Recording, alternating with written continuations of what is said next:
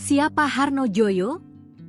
Mantan wali kota Palembang, kini tersangka kasus Pasar Cinde, siap tanggung jawab. Mantan wali kota Palembang Harno Joyo resmi ditetapkan sebagai tersangka dalam kasus korupsi revitalisasi Pasar Cinde, Senin, 7 Juli 2025. Adapun Harno Joyo sempat menjalani pemeriksaan di kantor Kejati Sumsel kemudian keluar dengan memakai rompi tahanan berwarna merah. Memakai topi, Harno Joyo yang diserbu awak media hanya bisa menunduk keluar menuju mobil tahanan.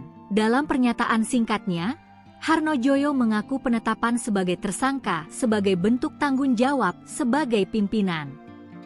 Lantas, siapa sebenarnya Harno Joyo? Diketahui Harno Joyo sempat menjabat sebagai wali kota Palembang selama 2 periode.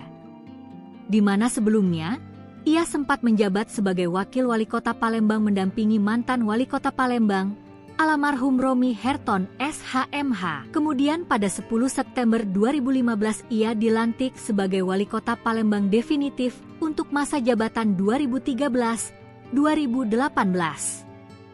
Selanjutnya, pada tahun 2016 Harno Joyo memiliki seorang wakil bernama Fitrianti Agustinda. Harno Joyo kembali menjabat untuk kedua kalinya terhitung 18 September 2018 dengan wakil wali kota Palembang Fitrianti Agustinda.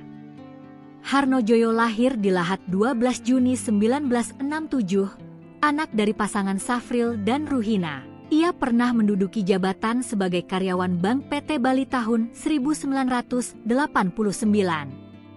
Karir politiknya dimulai sejak ia menjadi anggota DPRD Kota Palembang tahun 2004. Ia sempat menduduki jabatan sebagai Ketua DPRD Kota Palembang tahun 2009 dan Wakil Wali Kota Palembang periode 2013-2015.